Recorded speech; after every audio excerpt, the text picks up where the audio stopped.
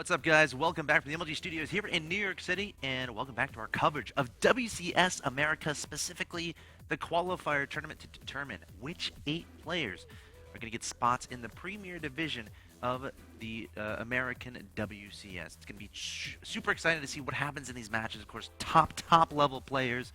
Of course, they wouldn't be top players to get this far. Again, we started with a 512-person double elimination bracket. And now we're getting down to the nitty-gritty, to the important matches. Of course, first up is going to be Alicia versus Revival. The winner of this best of 3 will advance to the Premier Division of WCS America. That being said, let's talk about these players. Alicia, honestly, is one of my personal favorite players. Of course, he recently joined Team Axiom, and the story of this guy is actually really interesting. He's actually participated in a fair share of North American tournaments, but he's one of those players who hasn't necessarily been given credit for those. Like, if you're talking about a Korean, all right, if I asked you, hey, what Korean has gotten second place at 2 MLGs? Not a lot of people are going to say Alicia, and that's one of the coolest things behind him. I was cheering him on during those runs, so definitely has his fair share of top results. I'm truly excited to see how he plays today.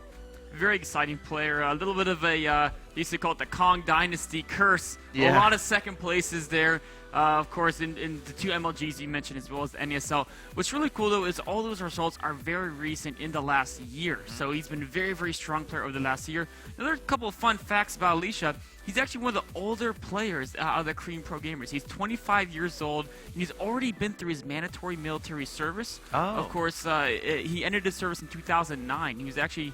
I think he was thinking about becoming a Warcraft 3 professional before that. Yeah. But then he decided to get his military service done instead, so he ducked out of the pro scene for a while. But now he's done with that. He's older than a lot of these other guys. He's already been through the military, which is kind of cool. He's a really fun guy, too. I've had Yes. the chance to meet him in person. Of course, I think we both met him at the same event, the GESL. It was a lot of fun meeting him and interacting with him.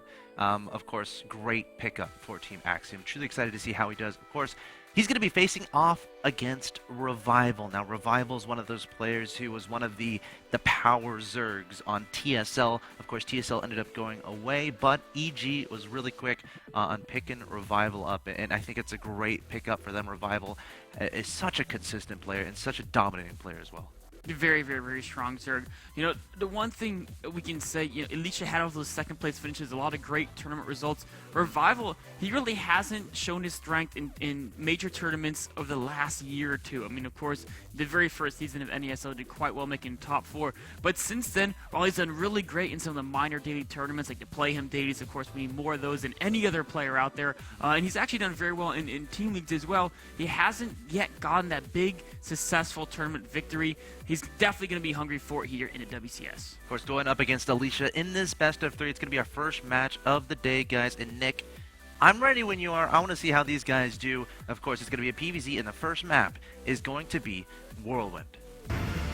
Whirlwind is a very big and open map. A lot of Prodosses love to use Sky Toss here against Zerg because of how easy it is to defend against that aggression, given how far the Zerg army has to move before it can really put on that pressure. Let's see what happens. Again, the winner of this best of 3 will get a spot in the Premier Division of WCS America. Here we are in game number 1. In the bottom left-hand location, we have the red Protoss player from Team Axiom. Has plenty of second places and plenty of international experience. Can he continue his success and qualify here for WCS America? He is Alicia.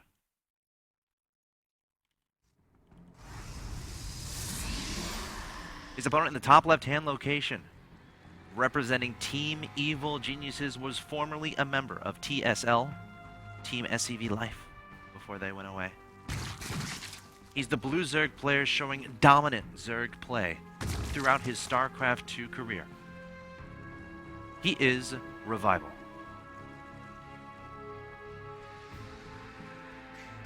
Here we can see Revival sent this first Overlord to scout on the left side in the correct direction. Of course, this is a 4-spawn map, so nobody knows exactly where their opponents are quite yet. Alicia sending his probe to scout counterclockwise across the map. Unfortunately, not the right direction to scout Revival early, but it's not going to be that big of a difference. Revival, of course, did go hatchery first, so there's no early pressure coming for Alicia.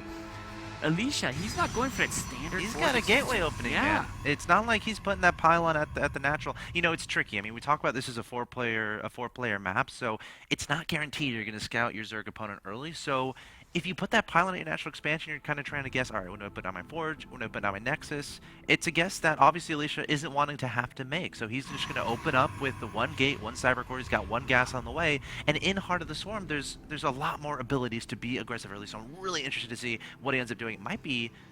is he going to corner that Zealot? Look at what Revival's doing, though. Oh my god. 3 hats before Does he have a pool. pool? No, Is he no dead? pool yet. No, he's not dead. This is actually... This Well, is... his third. I don't know how he's going to...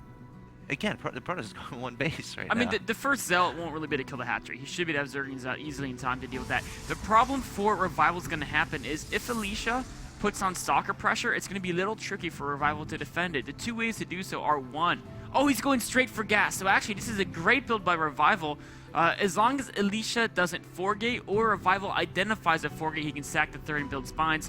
But with him getting the gas there, he should have speed out in time before he takes too much damage from any pressure.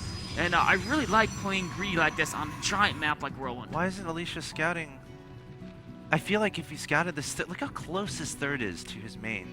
I feel like if you scout that and you get an early Mothership Core, your opponent's going to have slowlings for a bit. I feel like a lot of damage could be done by Alicia, especially because he has the ability to get a very early Stalker, a very early Zealot, a very early Militia Core, but he's leaving his probe here at the top side of the map, so I wonder what his intentions are going to be. I'm very curious right now. Probe is probably there to utilize later scouting and also proxy pylons. You're right that he missed an opportunity to put some damage on the hatchery. Of course, Revival... you know, at the very least, force your opponent to make some Zerglings, right? Yes, like, yes. I mean, it's not like Revival would really send drones there or really take much economic damage, but if you pressure the hatchery, you put some damage on it before the Zerg has the queens out to really push you back, then of course that's going to pay off later in the game. If you go for pressure, you know, the hatchery will be easier to pick off. Mothership Core now coming in here. These 2 drones have got to flee. Yep. And will he pursue them, try to get more scouting? Will he hang out and try to put some damage on the hatchery? Of course, once the queens come out, that Mothership Core does have to leave. Yes, of course. You want to be very careful with a Mothership Core.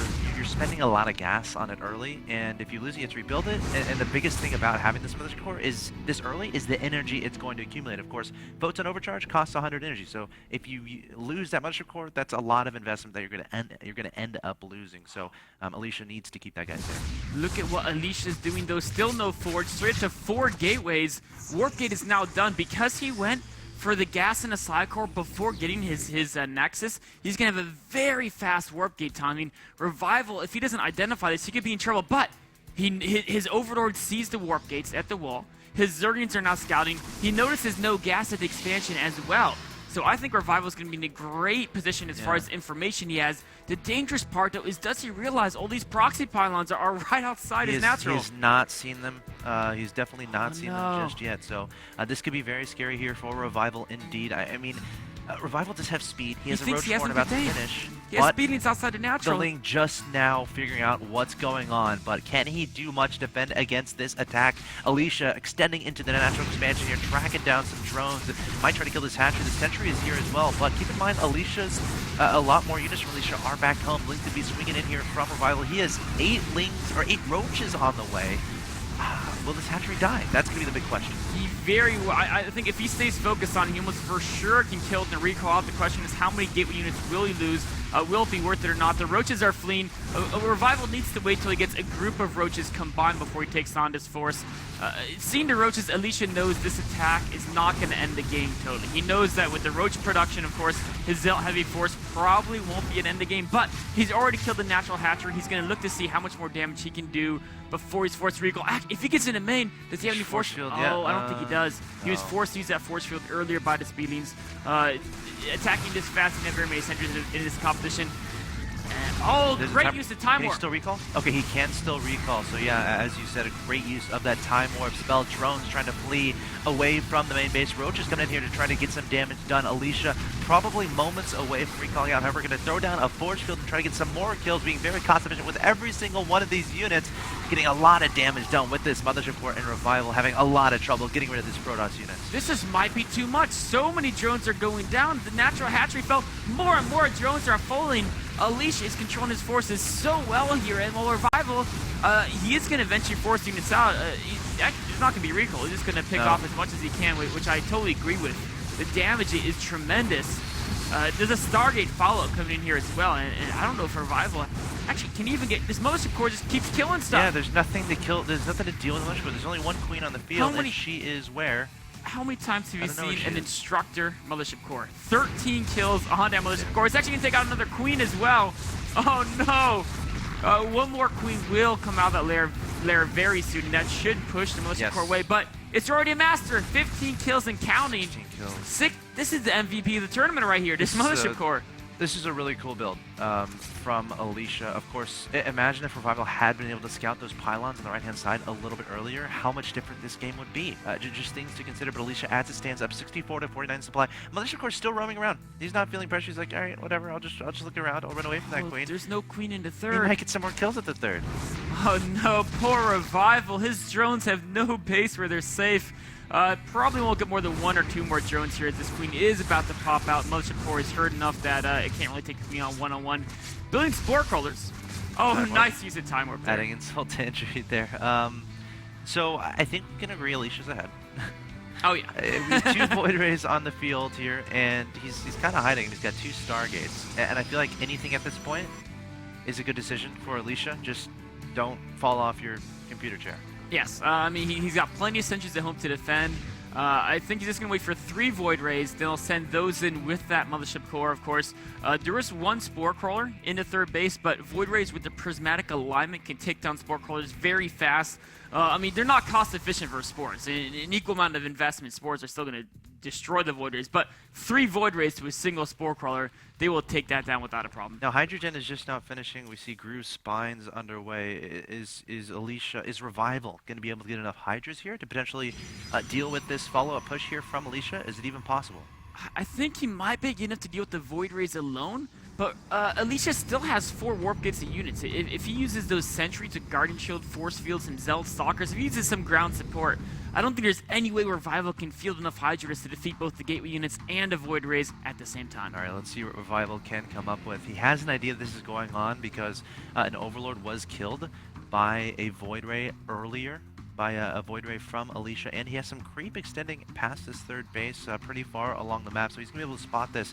But look at all those Void Rays going straight into the third base of Revival. Mothership Core, the same one from before, is still there. Again, 17 kills to that guy's name. Spore Crawler trying to extend himself forward. There's some Hydras here, but getting melted away in an instant. 3 Hydras in production here from Revival. Alicia, I think he has way too much, and there's the GG from Revival. Alicia taking game number 1 of this best of 3. I have a question for you, Nick. So, was that build from Alicia? Was that something he was going to do from the beginning, or was that something that was a reaction? Because he didn't scout for a very long time, at least maybe even until his Mothership Core popped out, and he kept that probe on the right-hand side of the map. Well, at least part of it was definitely a pre-planned build. It was a 3-gate pressure. Sure. When he scouted a third base with the Mothership Core, that's when he added the 4th gate. So I think that's when he turned it from like a pressure to force out roaches while he transitions the air behind it into, like, okay, we'll delay the air transition, add the 4th gateway to make sure I can get a lot of damage done if he's going to take a third quite that fast. It was really key is hiding the pylons. Right. Revival had the speed early, and the goal of that speed is to kill the proxy pylons, make the Protoss have to move out from their base with the probe, guard a pylon, wait for the pylon to finish, then start warping the units, and that'll buy you enough time to get the roaches out in the field. But not scouting the right side of the map, so confident he had Alicia contained with the speedlings, and that's really where Revival went wrong. Great build there from Alicia, able to take down Revival in game number 1. That means Alicia is 1 win away from qualifying for the WCS America Premier League, of course, our Premier Division. Of course, Revival, he has to win 2 in a row now, and of course the loser of this will drop down to the lower bracket. So guys, stay tuned. Game 2 coming up between Revival and Alicia.